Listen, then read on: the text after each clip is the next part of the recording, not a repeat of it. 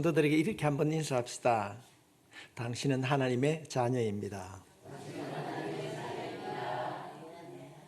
우리가 지난 주간에는 우리가 명절이라고 하는 설을 통하여서 조상들에게 차례도 지내고 어른들을 세배를 드렸습니다. 우리 모두에게는 하나님께서 베풀어 주신 하나님의 DNA가 우리 가운데 있습니다. 우리가 하나님의 자녀라고 하는 하나님의 정체성을 가지고 살아가게 되면은 어디를 가든지 무엇을 하든지 하나님과 함께하는 은혜가 충만하게 되어질 줄 믿습니다. 그래서 우리 주님께서는 우리들에게 야야 내가 임마누엘이란다, 우리와 함께 하신 하나님이라고 약속했습니다. 새롭게 시작하는 2월로부터 우리가 한 해를 시작할 때 우리가 함께하는 그 하나님으로 인하여서 모두가 건강하고 승리의 삶을 살아갈 수 있기를 예수님의 이름으로 축복합니다. 저는 오늘 이 말씀을 통하여서 여러분 모두가 나는 어떤 믿음을 가지고 있는가를 점검하고 내가 가지고 있는 믿음은 어떻게 이루어 갈 것인가를 질문을 드리고 설교를 시작하려고 합니다. 여러분은 어떤 믿음을 가지고 있는가? 오늘 말씀을 통하여 점검하고 새로워질 수 있기를 바랍니다. 오늘 본문에 있는 이 말씀은 베드로가 주님을 배반한 그 현장에 여러 사람이 있었습니다. 예수님을 체포한 무리들도 있었고 당시에 기득권 세력, 종교 지도자들, 장로들과 대제사장들과 서기관들이 있었습니다. 오늘 본문엔 등장하지 않지만은 그때 당시에 가장 중요한 역할을 한 가롯 유다도 있었습니다. 그는 은 30에 주군을 배반한 그런 사람입니다. 그 밤에 예수님께서는 닭 키우는 그 밤에 빌라도의 법정으로 끌려갔고 헤로드 왕 앞으로 다시 빌라도에게 보내어졌고 결국은 십자가를 지기 위하여서 골고다로 향하여 갔습니다. 오늘 새롭게 시작한 2월달 첫 주에 왜 그 밤에 일어났던 일,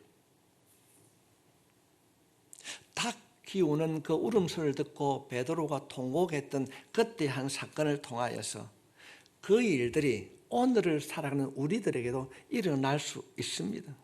그래서 우리들이 이 말씀을 통하여서 다시 한번 어떤 일을 하든지 올 한 해를 살아갈 때에 바른 선택을 하고 살아갈 수 있기를 바랍니다. 오늘 본문에 등장하는 베드로는 어떤 인물이었는가? 우리는 다 잘 알고 있습니다. 오늘 본문에서는 베드로는 어떤 인물로 등장하고 있는가? 후회하는 사람으로 등장을 하게 됩니다. 61절로 62절 말씀을 살펴보면 주께서 돌이켜 베드로를 보시니 베드로가 주의 말씀 곧 오늘 딱 울기 전에 내가 3번 나를 부인하리라 하심이 생각나서 심히 통곡하니라. 닭의 울음소리를 듣는 그 순간에 베드로의 반응은 어떤 반응이었습니까? 주님께서 자신에게 하셨던 말씀이 생각나서 네가 닭 울기 전에 나를 배반할 것이라고 하는 주님의 말씀이 생각나서 밖에 나가서 울었다. 이 통곡했다는 이 말은 우리말로 잠시 생각해 보면은 참 뼈저리게 후회를 했다, 울면서 후회했다는 말입니다. 나는 몰라. 왜 그래? 아니야, 전혀 몰라. 3번이나 예수님 모른다고 부인했던 그 베드로, 그 새벽에 오는 닭 울음소리를 듣고 그는 주님의 말씀이 생각나서 울면서 통곡했다.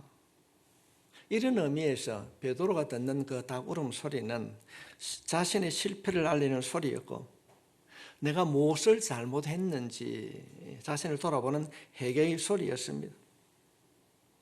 우리가 사복음서를 살펴보게 되면 베드로는 통곡을 한 이후에 어떤 일을 했다고 하는 이야기가 부활하신 주님을 만나기 이전에는 전혀 기록이 되어 있지 않습니다.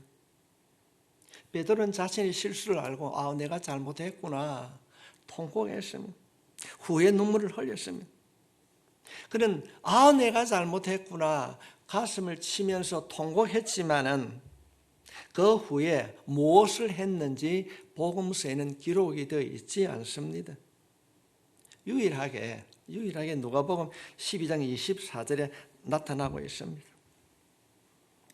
제자들이 말합니다. 여인들이 예수님께서 살아났다 이렇게 말을 합니다. 그런데 그 이야기를 듣고 베드로가 예수님의 무덤으로 달려가게 합니다. 그때 베드로가 하는 말이 누가복음 24장 12절 말씀에 베드로는 일어나 무덤에 달려가서 구부려 들여다보니 새 마포만 보이는지라 그 된 일을 놀랍게 여기며 집으로 돌아가니라. 사람들이 말합니다. 여자들이 찾아와서 예수님이 살아났다 그 얘기를 듣고 그가 통곡하고 난 이후에 내가 잘못되었구나 그렇게 심히 통곡하고 난 이후에 첫 번째 행동이 무엇인가 이야기를 듣고 소문을 듣고 주님의 무덤을 찾아갔습니다. 그가 주님이 죽기 전에 내가 나를 3번 부인할 것이다 그 말이 생각났습니다. 그가 그 이야기를 듣고 통곡했지만은 그가 그 이후에 어떤 새로운 삶을 살아가는 결단이 없었습니다.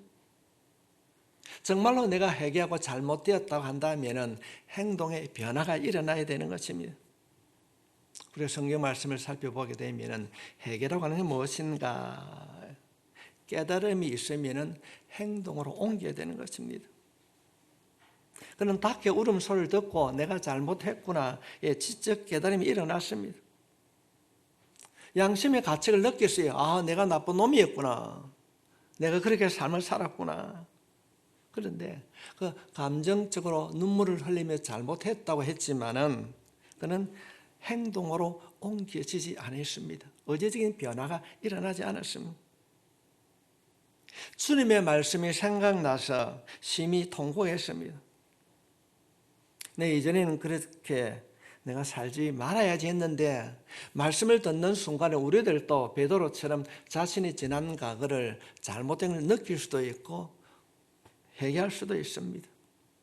말씀을 듣고 누군가로부터 어떤 이야기를 들었을 때 내 삶이 잘못되었다고 우리가 느끼고 후회하지만은 그것이 진정한 회개가 되기 위하여서는 우리의 삶이 행동으로 이어져야 될 줄 믿습니다.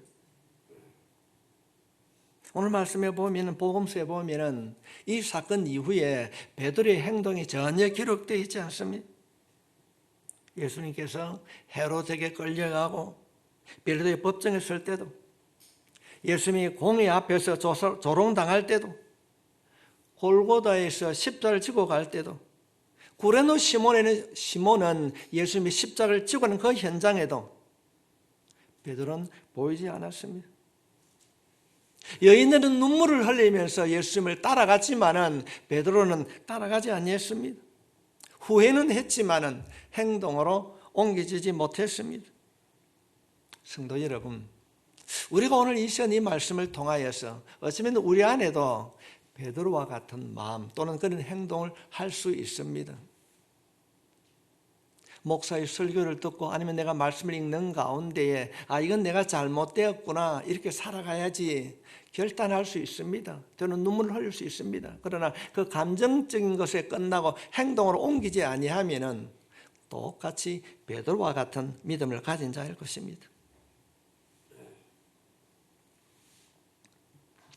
그런데 베드로는 언제 회복이 되는가? 요한복음 21장 말씀에 보면은 부활하신 주님께서 우리가 흔히 알고 있는 것처럼 베드로야 저 깊은 곳에 그물을 내리라.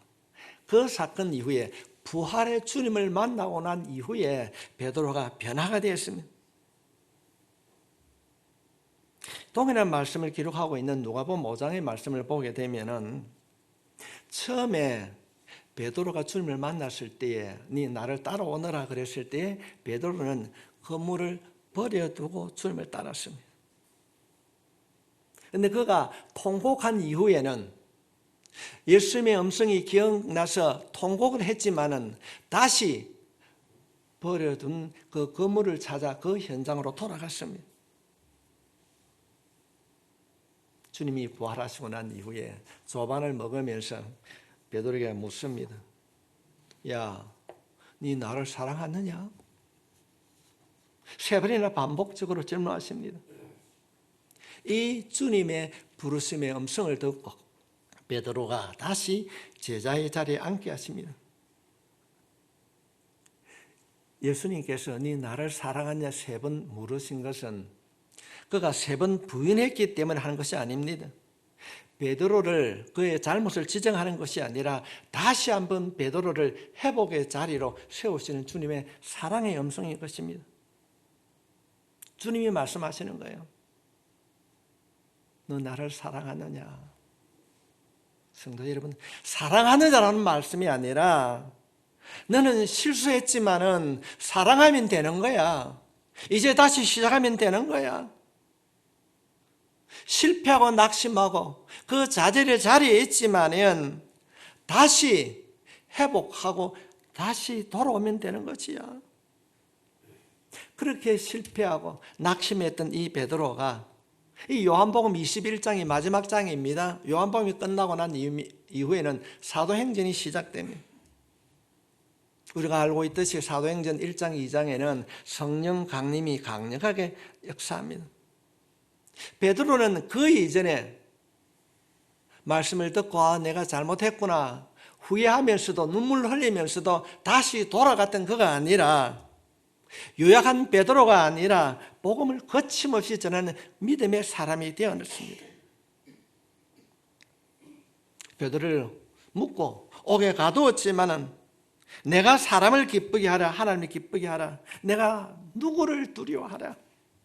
그는 생명을 걸고 복음을 전하는 사람으로 변화되었습니다. 이 베드로의 이 회복은 요한복음 21장 이후에 일어난 사건입니다. 닭 키우는 그 밤에는 후회하였고 실패한 자였습니다. 온전히 세워지지 않았습니다.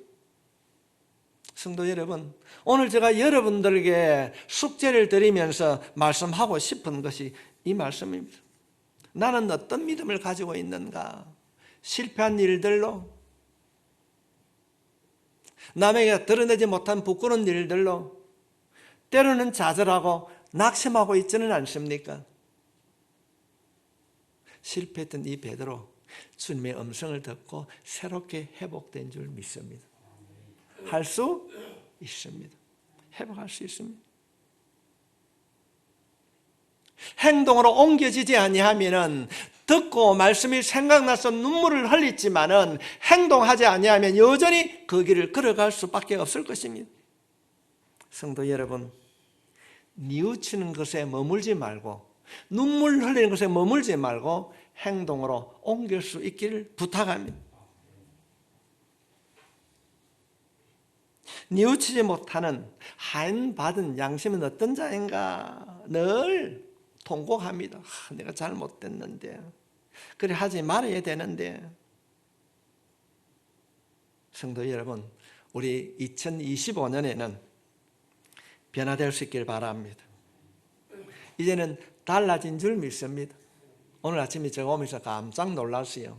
남전도 회원들이 청소를 하고 있더라고요. 역시 달라졌구나. 좋은 일이 있게 될 줄 믿습니다. 우리의 감정으로는 변화될 수 없습니다. 내가 잘못했구나. 주님의 말씀이 생각나서 그는 통곡했습니다. 그러나 그는 그것으로 끝이었습니다. 그가 성령의 다스림을 받을 때에 자신의 모든 것을 내려놓고 성령님의 만져주심을 경험하게 되었습니다. 사랑하는 성도 여러분, 새해에는 정말로 베드로처럼 후회하는 것으로 끝나는 것이 아니라 뉘우치는 것으로 끝나는 것이 아니라 새롭게 행동할 수 있기를 바랍니다. 우리는 설교를 통하여서 때로는 누군가를 통하여서 내가 말씀을 묵상하는 가운데 여러 가지 일들을 통하여서 딱히 울음소리를 듣게 될 것입니다. 뉘우침으로 반복되는 한 해를 살지 말고 새로운 삶으로 변화시키는 행동하는 성도가 될 수 있기를 바랍니다. 기도해야지.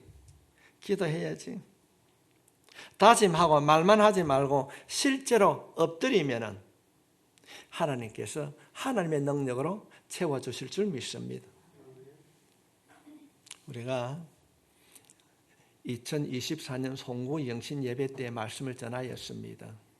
하나님, 한 뼘만큼 기도가 깊어지게 해 주십시오. 한 뼘만큼 말씀을 가까이 해 주십시오. 우리의 말로는 한 뼘, 한 뼘이지만은 주님께서는 그 한 뼘만큼의 능력이 우리의 삶 속에 충만하게 채워질 줄 믿습니다. 한때 서점가에 유행한 책이 있었습니다. 그 책 제목이 바보는 언제나 결심만 한다. 바보는 언제나 해야지, 알아야 되지, 결심만 한다는 것입니다. 뉘우치고 후회하고 이것을 반복한다는 것입니다. 생각에 머물고 행동하지 않는다는 것입니다. 성도 여러분, 베드로를 통하여서 본문이 우리들에게 주신 교훈이 무엇입니까? 생각만 하지 말고 행동으로, 말로만 하지 말고 행동으로 옮길 수 있기를 바랍니다. 그럴 때 놀라운 일들이 예수님이 내 안에 만져주심을 경험하게 될 줄 믿습니다.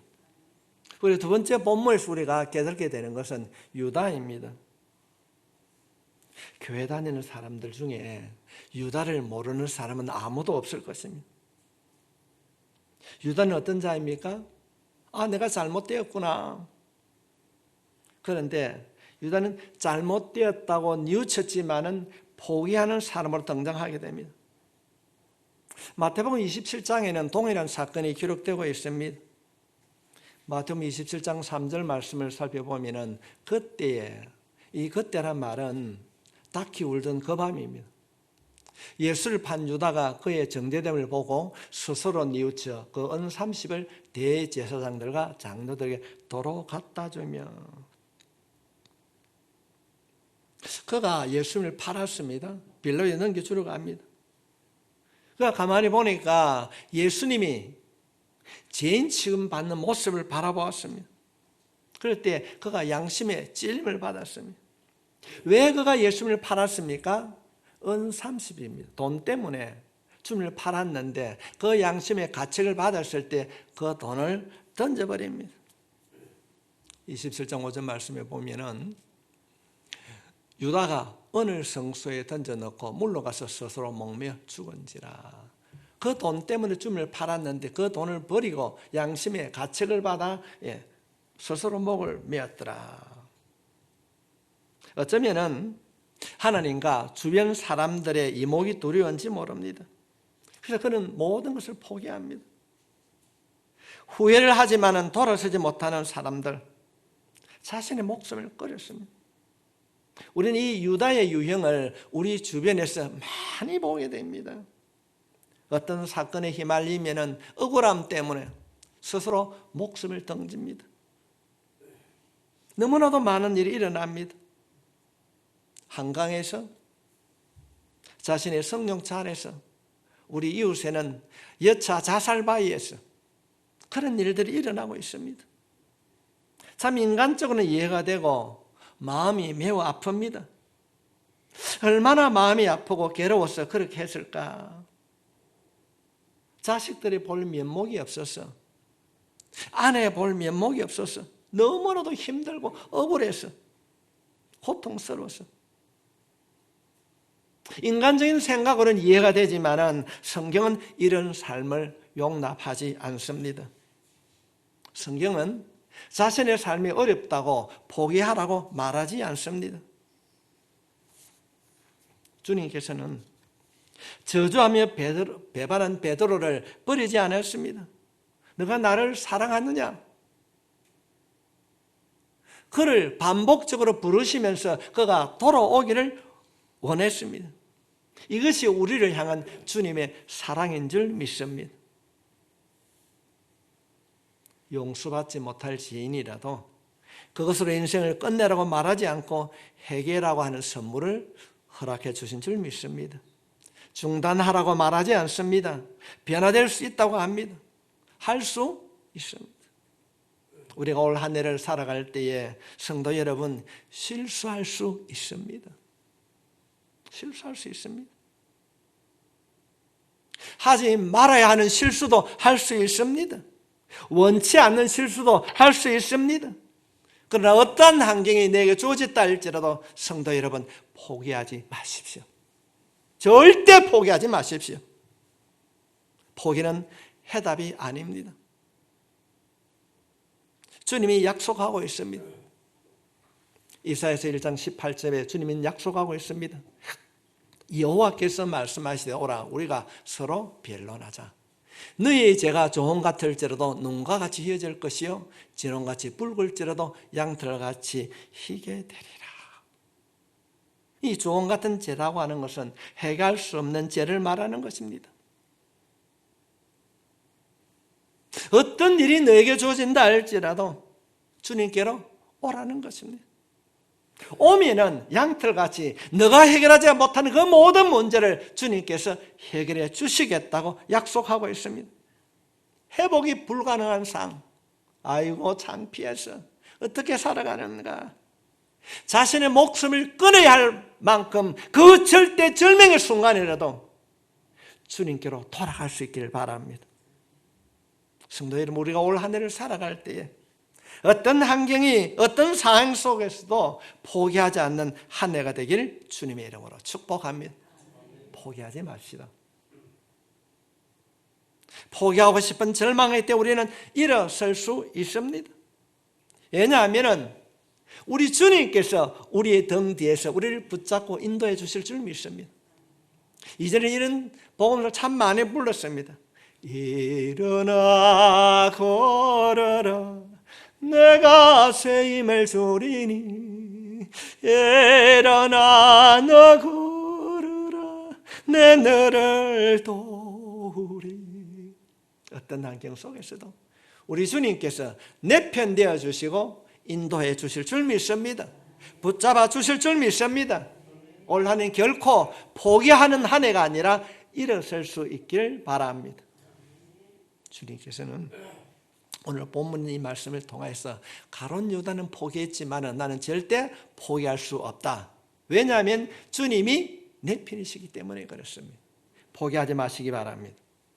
우리가 세 번째 살펴보고자 하는 것은 그때 당시에 그 밤에 주님이 잡히시고 그 혼란의 그 밤에 많은 사람들이 있었습니다. 대제사장들, 장로들, 경배대들, 거기에 무리가 있었다고 말하고 있습니다. 이들은 자기 욕심에 눈이 먼 사람이었습니다. 52절 53절 말씀을 살펴보면 예수께서 그 자비로운 대제사장들과 성전의 경비대장들과 장로들에게 이르시되 너희가 강도를 잡는 것 같이 금과 뭉치를 가지고 나왔느냐. 예수님께서 평소에 살아가실 때는 가만히 있던 사람들이었습니다. 제자들이 주님을 배반하고 팔아넘기자 환경이 바뀌어자 이들이 금과 목치를 들고 주님을 잡으려 왔다는 것입니다. 이들이 다수의 힘으로 예수님을 잡아서 공회로 끌고 갑니다. 어쩌면 여러 모래로 예수님을 제거하자는 것입니다. 이들은 당시 사회의 기득권자들이었습니다. 23장 1절 말씀에 보면 무리가 다 일어나 예수를 빌라도에게 끌고 가서 무리가 다 이들은 예수님을 고발하는데 온갖 일을 다 합니다. 왜 이들이 다수의 힘을 빌려 예수를 고발하고 권력의 힘을 빌려 예수를 제거하려고 하는가? 자신들의 기득권을 지키려고 그런 행동을 하고 있는 것입니다. 당시 종교 지도자들은 자신을 따르는 사람들이 예수님을 따를 때에 그 예수님의 가르침을 받고 가야 할 길과 가지 말할 길을 구별하고 그런 생활을 하게 될 때 이들은 이 예수를 제거해야 되겠다. 자신의 욕심이 앞섰기 때문에 잘못된 길을 걸어가고 있습니다. 그런가 하면은 마태복음 27장 62절로부터 66절에 있는 말씀을 살펴보게 되면은 예수님께서 평소에 내가 죽은 자 가운데 3일 만에 살아날 것이다 이런 말씀을 했습니다. 그럴 때 이들이 야, 이 예수가 평소에 그런 얘기했잖아. 죽은 지 3일 만에 살아날 것이다. 그래, 살아날지 모르니까 그 무덤에 돌멩이를 막고 군사들을 지키게 했습니다. 예수의 제자들이 와서 이 시체를 훔쳐갈지 모르니까 너희들이 지키라. 그런가 하면 이것도 믿지 못하니까 그들이 마태복음 28장 11절 말씀 위에 보면은 혹시나 시체가 없어지게 되면은 이들이 예수의 시체를 도둑질해 갔다. 그렇게 말하는 것입니다. 그런 두려움이 있게 되면은 이들은 어떻게 해야 되겠습니까? 우리가 잘못되었구나. 회개하고 뉘우치면 되는데 이들은 끝까지 돈을 주면서까지 그들의 잘못을 덮으려고 했습니다. 성도 여러분, 욕심에 눈이 멀면은 이런 어리석은 행동을 하게 됩니다. 우리는 이 말씀을 통하여서 우리가 그때 당시에 이 군중들이 될 수 없습니다. 대제사장들과 서기관들이 될 수 없습니다. 그들의 행동을 통하여서 우리가 교훈으로 받아들여야 되는 것은 무엇인가? 하나님, 욕심으로 인하여서 분별력을 잃지 않도록 나를 붙잡아 주시고 다듬어 달라고 기도할 수 있기를 바랍니다. 성경은 말씀하고 있습니다. 욕심이 잉태한 적 죄를 낳고 죄가 장성한 적 사망을 낳느니라. 성도 여러분, 우리가 올 한 해 어떻게 살아가야 되겠습니까? 욕심을 버리고 살아갑시다. 욕심을 버려야 됩니다. 우리들이 닭의 울음소리는 듣지 않지만은 때로는 목사의 설교 말씀을 듣고 때로는 내가 읽는 성경 말씀을 통하여서 듣고 깨우치지만은 욕심이 내 마음 안에 자리를 잡을 때에 분별력을 잃어버리게 됩니다. 욕심이나 욕망이 내 마음 안에 차게 되면은 잘못된 것을 알면서도 가지 말아야 되는 것을 알면서도 고집하고 은폐하고 밀어붙이는 일들이 얼마나 많이 있습니까?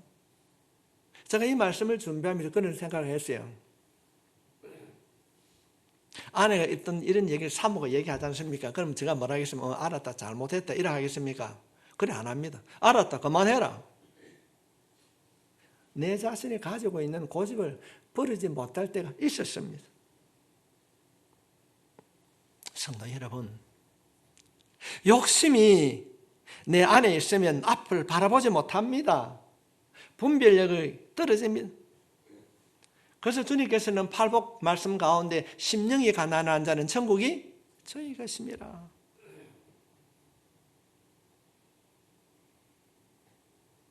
부활하신 주님을 바라보아야 되는데 자기 자신을 바라보게 되는 것입니다.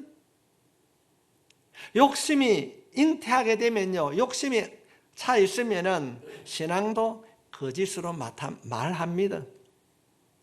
말하기는 부끄럽지만 한국 교회 모습 보십시오. 얼마나 부끄럽습니까? 사회가 혼란스럽고 힘들고 어려우면 그 힘든 자들이 교회를 찾아가야 되는데 왜 점집을 찾아갑니까? 올해는 어떻게 살아가야 되겠습니까?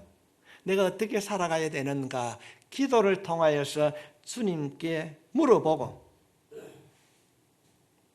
그 물음으로 인하여서 시도 때도 없이 찾아오는 이 욕심을 이겨낼 수 있기를 바랍니다. 오늘날 사회를 한번 바라보십시오. 명절 때문에 찾아오는 그 재산 상속 문제로 얼마나 분쟁이 많이 일어납니까? 순간의 쾌락을 참지 못하여서 무고한 생명을 살해합니다. 욕심 때문에 많이 배우고 적게 배운 것도 없습니다. 욕심 때문에 윤리도 양심도 버립니다.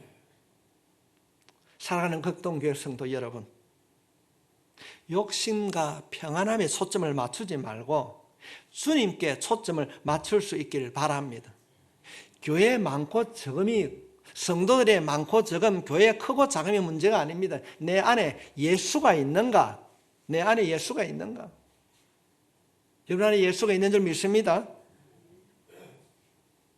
우리 안에는 오늘 본문에서 말하고 있는 이 베드로와 유다와 제사장과 같은 마음이 들어 있습니다. 있어요. 목사에게도 있습니다. 그러나 정신을 차리고 말씀을 바르게 듣게 되면은 우리가 실패하지 않고 회개하고 행동하는 사람으로 변화될 줄 믿습니다. 벌써 돌아보니까 한 달이 훌쩍 지나갔습니다. 2025년 내가 새 일을 행하리라. 예, 하나님께서 이사야 선지자를 통하여서 낙심했던 그들에게 들리던 말씀 우리가 시작했는데 벌써 한 달이 지나갔습니다. 2월 첫 주일입니다. 다시 한번 우리 자신을 돌아보고 작은 일이라도 포기하지 않고 욕심을 버리고 변화되는 삶을 살아가는 믿음의 길을 걸어가는 극동교의 모든 성도들이 되시길 예수님의 이름으로 축원합니다.